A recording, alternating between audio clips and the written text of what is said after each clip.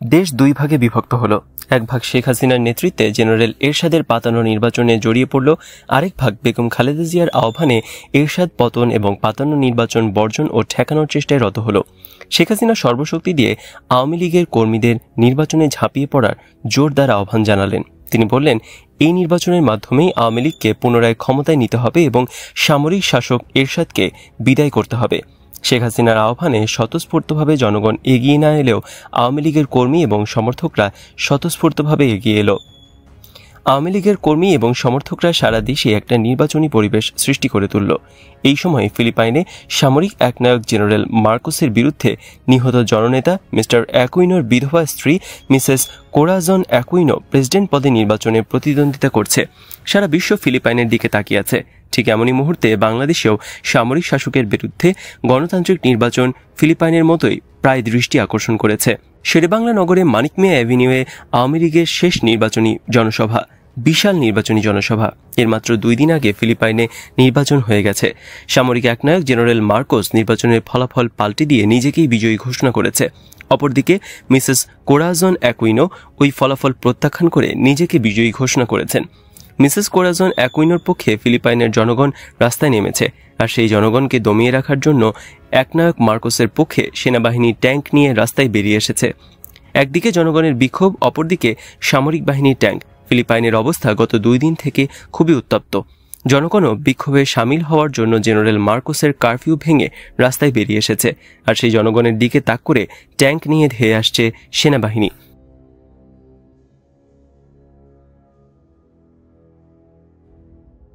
ফিলিপাইনের দিকে সারা বিশ্বের দৃষ্টি যতখানি গভীর, বাংলাদেশের জনগণের দৃষ্টি তার চাইতে অনেক বেশি গভীর। ফিলিপাইনের মতো বাংলাদেশেও প্রায় একই ঘটনা, একই অবস্থা। জনগণ বনাম সামরিক বাহিনী, নির্বাচিত জনপ্রতিনিধি বনাম সামরিক একনায়ক। বাংলাদেশের জনগণ সজাগ ও তীক্ষ্ণ দৃষ্টি রেখেছে ফিলিপাইনের শেষ পরিণতির দিকে। ফিলিপাইনের উত্তাপ বাংলাদেশের জনগণের অনুভূতিতে লাগছে। এমনই মুহূর্তে শেখ হাসিনার আওয়ামী লীগের শেষ নির্বাচনী বিশাল জনসভা চলছে। হঠাৎ মঞ্চের নেতাদের বক্তৃতা বন্ধ করে মাইকে ঘোষণা করা হলো, ফিলিপাইনের একনায়ক জেনারেল মার্কোস দেশ থেকে পালিয়ে গিয়েছে। ঘোষণার সঙ্গে সঙ্গে বিদ্যুৎ গতিতে জনতা উল্লাসে ফেটে পড়ল। মনে হলো যেন বাংলাদেশ থেকে জেনারেল এরশাদ পালিয়ে গেছে এবং শেখ হাসিনা ক্ষমতায় এসেছেন। মঞ্চের নেতারা একে অপরকে বুকে জড়িয়ে ধরে কোলাকুলি করলেন। এই যেন পথের দিশা পাওয়া গেল। বাংলাদেশেও একই ঘটনার পুনরাবৃত্তি ঘটতে যাচ্ছে। 2 দিন পর বাংলাদেশে নির্বাচন হলো। জেনারেল এরশাদ জেনারেল মার্কোসের ন্যায় মিডিয়া কু করে ফলাফল পাল্টিয়ে নিজের দল জাতীয় পার্টিকে বিজয়ী ঘোষণা করল। অপরদিকে শেখ হাসিনা এই ফলাফল প্রত্যাখ্যান করে ফিলিপাইনের মিসেস কোরাজন অ্যাকুইনোর মতো নিজেকে বিজয়ী ঘোষণা করলেন। জেনারেল এরশাদ পার্লামেন্ট অধিবেশন ডাকল, শেখ হাসিনাও পাল্টা পার্লামেন্ট ডাকলেন। জেনারেল এরশাদের পার্লামেন্ট অধিবেশন শুরু হলো পার্লামেন্ট হাউসে, শেখ হাসিনার পার্লামেন্ট অধিবেশন শুরু হলো পার্লামেন্টের সিঁড়িতে। এইভাবে কয়েকদিন চলতে লাগলো। একদিন সন্ধ্যার পর গুলশানের ব্যবসায়ী এসআই চৌধুরী ধানমন্ডি 32 নম্বরে বঙ্গবন্ধু ভবনে 3টি মাইক্রোবাস নিয়ে এলেন।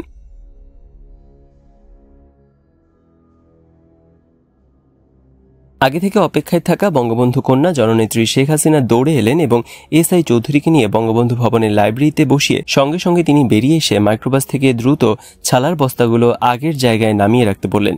যথারীতি বস্তাগুলো নামিয়ে নির্দিষ্ট জায়গায় রাখা হলো। নেত্রী মাইক্রোবাসের সঙ্গে আসা বঙ্গবন্ধু ভবনের বাইরে থাকা সাদা পোশাকের অস্ত্রধারী ব্যক্তিদের চা খাওয়ানোর কথা বললে এসআই চৌধুরী আপত্তি করে এখনই চলে যেতে হবে বলে তখনই বিদায় নিলেন। নেত্রী তাকে মাইক্রোবাস থেকে তুলে দিয়ে ফিরে গেলেন। অনুমান করা গেল নির্বাচনে যাওয়ার আগে 9-10 বস্তা 10 কোটি টাকা ছিল, আর এখন 13 বস্তায় 15 কোটি টাকা। বাংলাদেশের জনগণের আশা ছিল, আকাঙ্ক্ষা ছিল, শেখ হাসিনা ফিলিপাইনের মিসেস কোরাজন অ্যাকুইনোর মতো আপোষহীন থাকবেন, জনগণকে রাস্তায় বেরিয়ে আসার আহ্বান জানাবেন।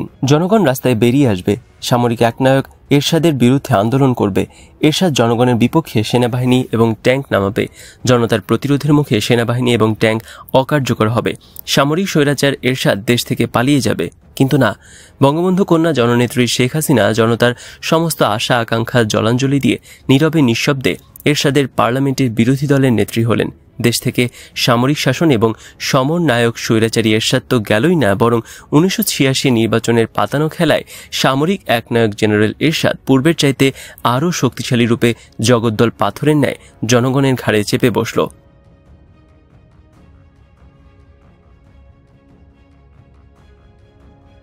এরশাদের পার্লামেন্টের বিরোধী দলীয় নেত্রী জননেত্রী বঙ্গবন্ধু কন্যা শেখ হাসিনা তার নিশান পেট্রোল জিপের একপাশে জাতীয় পতাকা, অন্য পাশে দলীয় পতাকা লাগিয়ে তার নিজ জন্মভূমি এবং পিত্রালয় টুঙ্গিপাড়ায় এলেন। পরদিন সকালবেলা গ্রামের এক জুনিয়র হাই স্কুলের শিক্ষকরা তার স্কুল পরিদর্শনের জন্য জননেত্রী শেখ হাসিনাকে আমন্ত্রণ জানালে তিনি আমন্ত্রণ গ্রহণ করেন। বিকেলে দলীয় নেত্রী শেখ হাসিনা উক্ত স্কুল পরিদর্শনে যান। গ্রামের পথ মাটির পথ, সেই পথে বঙ্গবন্ধু কন্যা শেখ হাসিনা যাচ্ছে। মাইলখানেক যাওয়ার পর দেখা গেল স্কুল, একটা মাঠ, তার 3 দিকে লম্বা 3টি বড় টিনের ঘর। 3টি ঘরেই 2টোর অর্ধেকের বেশি ভেঙে পড়েছে, একটি ভালো আছে। এই ভালো ঘরটি বেশি দিন হয়নি তৈরি হয়েছে, আর ভাঙা 2টি ঘর জরাজীর্ণ হয়ে ভেঙে পড়েছে। কেউ নেই তা দেখার, তা বোঝাই যাচ্ছে। দূর থেকে দেখা যাচ্ছে এবং শোনা যাচ্ছে স্কুলের মাঠে 500-700 শিশু কিশোর এবং বালক লাইনে দাঁড়িয়ে আছে এবং স্লোগান দিচ্ছে, জয় শেখ হাসিনা, জয় বঙ্গবন্ধু। বলতে গেলে এদের কারোর গায়ে জামা নেই, মাঝে মাঝে কেউ কেউ আছে সম্পূর্ণ বিবস্ত্র, অর্থাৎ গায়ে জামা তো নেই, পরনের প্যান্টও নেই, সম্পূর্ণ উলঙ্গ হয়ে লাইনে দাঁড়িয়ে আছে আর তীব্র কণ্ঠে স্লোগান দিয়ে যাচ্ছে, জয় শেখ হাসিনা, জয় জাতির পিতা শেখ মুজিব। ভেঙে পড়ে থাকে স্কুল ঘর, আর সেই স্কুল মাঠে দাঁড়িয়ে আছে 500-700 বস্ত্রহীন শিশু কিশোর আর বালকের দল। এই হচ্ছে শেখ হাসিনার এবং শেখ হাসিনার পিতার জন্মভূমির চেহারা। শিক্ষালয় বিধ্বস্ত, গায়ে বস্ত্র নেই। এরা দিনে দিনে আরো বড় হলে অন্ন পাবে কোথায়? দেখে গা শিউরে উঠল। হঠাৎ মনে হলো, আমাদের মাঝে তো বঙ্গবন্ধু কন্যা এরশাদের বিরোধী দলীয় নেত্রী শেখ হাসিনা আছেন, দেখি তিনি কি বলেন। মাঠের এক কোনায় একটি জীর্ণ টেবিল, একটি চেয়ার আর একটি মাইক লাগানো আছে। বিরোধী দলীয় নেত্রী ধীরে ধীরে এই টেবিলের সামনে এলেন, কিন্তু চেয়ারে বসলেন না, সরাসরি মাইকে বক্তব্য শুরু করলেন। তিনি ভাঙা বিধ্বস্ত শিক্ষালয়ের কথা বললেন না বালকদের বস্ত্রহীনতার কথা, বললেন না ভবিষ্যতের অন্ন সংস্থানের কথা, অন্ন, বস্ত্র, শিক্ষা এসব তিনি কিছুই বললেন না। তিনি বললেন, এত বড় মাঠের কথা শহরের ছেলেরা তো চিন্তাই করতে পারে না। মাঠ ভরে গাছ লাগিয়ে দেবেন, অনেক গাছ লাগাবেন। নেত্রীর সফর সঙ্গীদের মধ্যে থেকে একজন বললেন, পেয়ারা গাছ লাগাবেন, ছেলেরা খেতে পারবে। সঙ্গে সঙ্গে বিরোধী দলীয় নেত্রী বললেন, হ্যাঁ পেয়ারা গাছ লাগাবেন, এই ছেলেরাই খেতে পারবে। অতঃপর নেত্রী ফিরে এলেন তার নিজের বাড়িতে। সামরিক একনায়ক জেনারেল এরশাদ একাধারে রাষ্ট্রপ্রধান এবং সরকার প্রধান, শেখ হাসিনা তার রাবার স্ট্যাম্প পার্লামেন্টের বিরোধী দলীয় নেত্রী।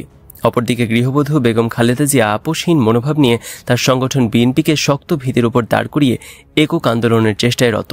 জনগণের কাছে ধীরে ধীরে বেগম খালেদা জিয়া আপোষহীন নেত্রী হিসেবে ঠাঁই পেতে শুরু করেছেন এবং মাঝে মাঝে আন্দোলনের কর্মসূচি দেওয়াও আরম্ভ করেছেন। বেগম জিয়ার আন্দোলনের কর্মসূচির সঙ্গে তাল মিলিয়ে শেখ হাসিনাও কৌশলে কর্মসূচি দিয়ে যাচ্ছেন। স্বৈরাচার জেনারেল এরশাদের সঙ্গে বঙ্গবন্ধু কন্যা জননেত্রী শেখ হাসিনাকে রেখে বেগম খালেদা জিয়া একক আন্দোলন করলে কাঙ্ক্ষিত ফল আসবে না ভেবে মোটরসাইকেল আরোহী আন্দোলনে আন্তরিকতার বিষয়ে প্রশ্ন করলে বঙ্গবন্ধু কন্যা শেখ হাসিনা জবাব দেন, আমি শেখ হাসিনা আছি ম্যাডাম, অর্থাৎ খালেদা জিয়ার পেছনে পেছনে। ম্যাডাম যে কর্মসূচি দেবে আমিও সেই কর্মসূচি দেব, যাতে মনে হয় আমিও আন্দোলনে আছি। আন্দোলন সফল করে তোলার প্রশ্নে আওয়ামী লীগ কর্মীদের বলিষ্ঠ ভূমিকার বিষয় জানতে চাওয়া হলে শেখ হাসিনা বলেন, আওয়ামী লীগ কর্মীদের বলে দেবে তারা যেন আন্দোলন খেলা করে, কিন্তু আন্দোলন যেন না করে, অর্থাৎ আন্দোলনের সাথে থেকে আন্দোলনের পিঠে ছুরি মারতে হবে। ম্যাডামকে ব্যর্থ করে ঘরে বসিয়ে দিতে হবে, আর যাতে রাজনীতিতে নাম না দেয়। জনগণ এবং আওয়ামী লীগের মাঠকর্মীরা এরশাদ পতনের আন্দোলনের জন্য এতই উদ্গ্রীব যে আন্দোলনের প্রশ্নে বঙ্গবন্ধু কন্যা শেখ হাসিনার স্পষ্ট নির্দেশ থাকা সত্ত্বেও আন্দোলনে বলিষ্ঠ ভূমিকা পালন করতে থাকে। যখন আওয়ামী লীগের কর্মীদের কাছে জননেত্রী শেখ হাসিনার আন্দোলন না করার গোপন নির্দেশ পৌঁছানো হলো, তখন আওয়ামী লীগ কর্মীরা সভানেত্রী শেখ হাসিনার মুখ থেকে সরাসরি এই নির্দেশ শুনতে চাইল। কিন্তু বঙ্গবন্ধু কন্যা শেখ হাসিনার পক্ষে সরাসরি এই নির্দেশ দেওয়া সম্ভব হলো না। ফলে আন্দোলনের নেতৃত্ব দিতে থাকলেন বেগম খালেদা জিয়া, আর জীবন দিতে থাকলো নূর হোসেন সহ আওয়ামী লীগ কর্মীরা।